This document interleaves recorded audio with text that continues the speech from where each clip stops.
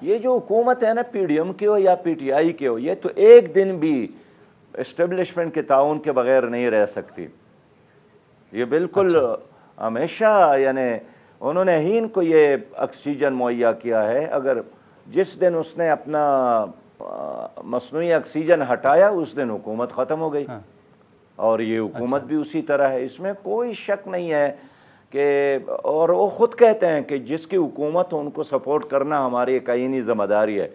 ہم اس لیے چاہتے ہیں کہ سیاسی معاملات میں، الیکشن کے معاملات میں، لیکن سر وہ یہ بھی تو کہہ رہے ہیں کہ سیاسی معاملات میں اب ان کا کوئی عمل دخل نہیں ہے، وہ نیوٹرل ہیں.